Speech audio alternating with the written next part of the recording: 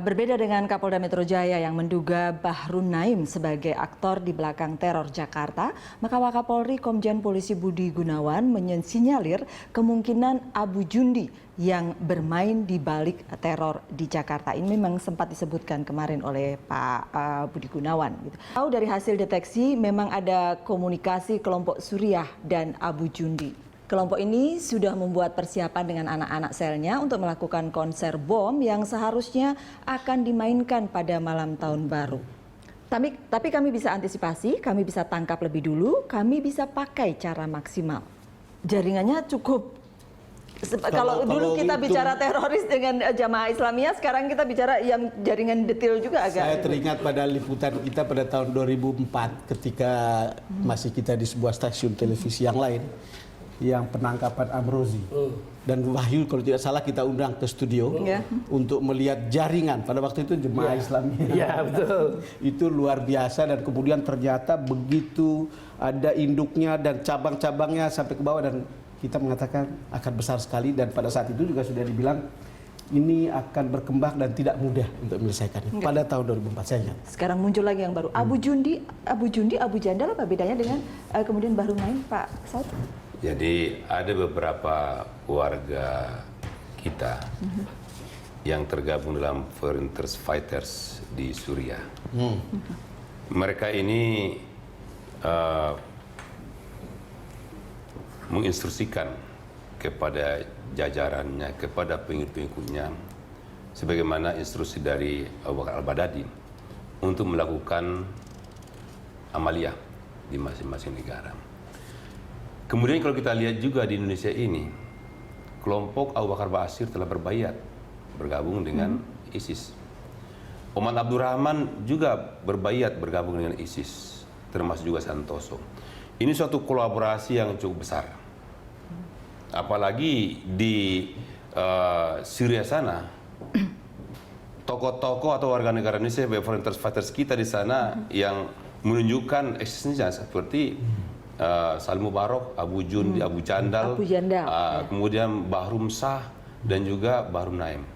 Ini mereka semua merupakan kelompok ISIS yang akan merepresentasikan ataupun melaksanakan apa anjuran daripada khalifah emir daripada ISIS ini yaitu Abu Umar Al-Baghdadi. Mas Nasir, sehingga dijadikanlah, diperintahkanlah kepada seluruh pengikutnya di berbagai negara, termasuk kita di sini. Itu makanya kita akhirnya kita kena juga dan di ini rumah sendiri. Sudah kita warningkan. Dan mereka ini sudah memang sudah ada warning terdahulu bahwa mereka akan melaksanakan penyerangan-penyerangan. Dan apalagi mereka menganggap bahwa adanya penangkapan terdahulu oleh Detesemen 88 teror dan juga Polri di berbagai wilayah ini. Nah, ini dianggap ini bagi mereka dianggap sebagai tantangan dan mereka akan melakukan tindakan balas dendam. Jadi main kucing-kucingan, siapa lebih jeli, siapa lebih siap, begitukah? Kalau kita bicara jaringan Jamaah Islamiyah dengan misalnya Islamic State, gitu yang kita sebut ISIS gitu ya. Apa perbedaannya? Perbedaannya kalau Jamaah Islamiyah itu mereka punya struktural wilayah walaupun lintas negara.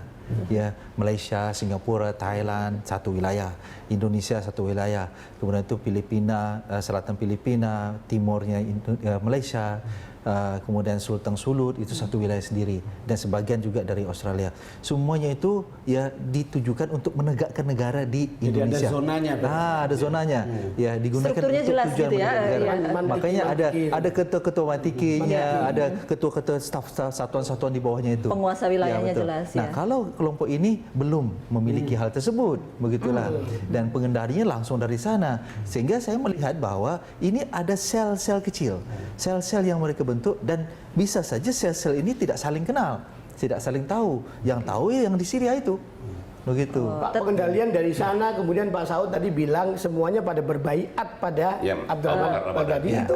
Tahunya kayak apa Pak? Ini maaf agak mengganggu pertanyaan Koda dikit nih. Yang jelas Abu Bakar Ba'asyir telah mengumumkan, telah menyampaikan baik melalui berbagai sosial media, melalui segala macam, berbaiat dan menganjurkan untuk seluruh pengikutnya bisa melaksanakan bergabung dan juga melaksanakan jihad ke Syria.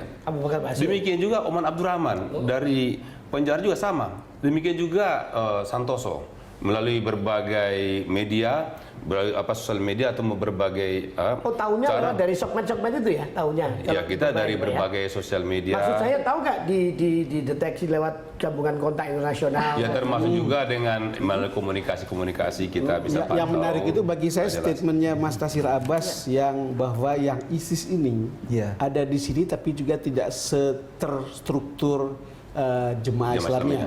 Saya ingat betul ketika interview Kepala BIN sebelum tahun baru yang kemarin ini, itu kan ada 400-an orang yang baru pulang dari Suriah. Dan itu adalah orang-orang yang kategorinya itu adalah ISIS ini. Jadi coba dibayangkan kalau misalnya 400 ini tidak terstruktur dan main sendiri-sendiri misalnya. Saya nggak bisa bayangkan, berarti kita belum bisa aman kita pasang. Makin repot. Dan lebih repot buat aparat keamanan. Ya, pasti. Ya, ketika mereka kemudian tidak terkendali, kemudian tidak dirangkul, tidak digalang, akhirnya mereka main jalan sendiri-sendiri, begitulah. Lebih banyak yang harus diurus. Betul. Ya, begitu Pak. Ya, memang. Jadi kita setiap ada pemulangan dari luar negeri yang menyangkut baik yang rencana akan berangkat ke Suriah ataupun yang sudah berangkat ke sana, ini selalu kita adakan pemantauan dan dialog. Kita profiling, kita identifikasi secara cermat, kita datakan apa motivasinya, siapa yang memfasilitasi dan juga apa tujuannya dan segala macam. Kemudian juga kita petakan di mana keberadaan mereka. Dan ini kita akan informasi kepada seluruh jajaran di lapangan, termasuk aparat keamanan yang ada di sana, termasuk juga supaya nanti mereka tahu persis bahwa ini ada beberapa warga kita yang pernah berangkat ke Suriah, karena sebagian tertangkap sebelum masuk. Dan sebagian ada yang sudah masuk, keluar, karena sudah nggak kuat di sana, keluar. Ini semua kita ini kan, sehingga nantinya ada kepedulian lingkungan. Ya, ada kepedulian lingkungan untuk tidak membiarkan mereka, tapi kita upayakan melaksanakan dialog dengan mereka dalam rangka untuk mengarahkan mereka supaya kembali kepada pemetaan kita cukup lengkap menurut Pak Saud sekarang ini untuk orang-orang yang baru kembali itu? Cukup lengkap di berbagai provinsi. Ya, berapa persen Pak di antara sekian ratus orang itu yang dari Syria segala macam itu yang kira-kira berpotensi rawan untuk menjadi teroris misalnya? Memang ada sekitar yang bergabung dengan foreign fighters itu ada sekitar 40-an. Di samping itu kan sebagian kan karena dia berangkat ke sana karena terpengaruh oleh ingin mencari pekerjaan, berangkat ke sana karena memang dia terobsesi setelah dia lihat belajar di internet, dia merasa terpanggil untuk berjihad. Setelah sampai saya tertangkap dia, bahkan dia menyesal walaupun sudah harta benda dijual, tapi mau apa lagi? Tapi dia merasa bersyukur bahwa dia diingatkan sehingga dia tidak ini lagi. Jadi sedangkan yang murni untuk bergabung sebagai foreign fighters itu ada sekitar 40-an yang kita. Angka 40-an itu, Mas Nasir Abbas, apa artinya? Angka 40-an itu adalah orang-orang yang berpotensi. Tapi sejauh mana potensinya kita tidak tahu. Ya, dan kita juga tidak bisa bilang bahwa mereka 40 orang itu adalah mereka yang pasti siap sedia untuk melakukan pembunuhan. Tidak boleh kita mengeneralisasi seperti itu. Tidak juga. Kita nggak bisa Pak ya. Sepanjang dia berangkat ke luar negeri menggunakan suatu dokumen keimigrasian yang jelas, yang legal. Ya, dan dia kembali juga tidak bisa kita ini. Iya, salah satu contohnya Bahrun Naim inilah, Bang. Itu kan sudah pernah di penjara. Kemudian saya tidak membayangkan dia bisa keluar gitu kan, kecuali dengan dokumen palsu dan sebagainya, itu kan. Dan itu kejadian. Dan makanya kita ingatkan kepada kedutaan kita di luar negeri, bila mana ada warga negara kita yang melaporkan paspor hilang, visa hilang, jangan semudah itu memberikan SPLP atau surat pengganti pelaksanaan paspor. Tapi kita di warningkan. Makanya kami memberikan data-data mantan-mantan teroris yang pernah kita tangani, kita berikan kepada pihak imigrasi maupun pihak kedutaan kita, pihak Kemenlu sebagai bahan masukan dalam rangka nantinya bila mana ada warga-warga kita atau yang di luar negeri yang melaporkan di kedutaan bahwa dia kehilangan paspor atau kehilangan visa untuk kembali. Iya. Kalau napi teroris yang di LPLP kita Pak ada 200-an 215 orang 215 ya? di 47 lapas di 13 lapas. provinsi. Oke. Yang teroris ya. Iya. Napi Kembali ke teroris. angka 40 tadi itu, Mas Bayu. Kenapa saya Iya. terikat dengan angka itu? Kemarin itu angka 5 yang tewas. Iya. Saya tidak bisa lain untuk mengatakan bahwa possibility untuk ada lagi 5 orang atau 4 orang di beberapa tempat itu kan begitu probabilitasnya kan Iya. tinggi tuh Mas. Iya, itu sebabnya pemerintah ataupun aparat Indonesia kan tidak bisa menindak sesuatu yang belum dilakukan. Begitu. Biarpun dia 40 orang mahir di tempat konflik sana, ya apa balik ke Indonesia harus dipenjara. Begitu kan?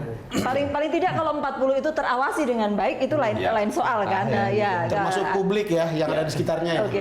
Sebaliknya juga yang 215 napi teroris itu Pak, Iya. berapa persen yang masih radikal itu di antara Ada sekitar 25 orang masih radikal. Nah, itu lagi dong. Kalau kata Pak Nasir Abbas tadi, Iya. ke masjid aja mereka tidak mau ke masjid yang Oke. Betul. Iya. Iya. Kita break lagi boleh ya? Kami akan kembali untuk Anda sesaat lagi.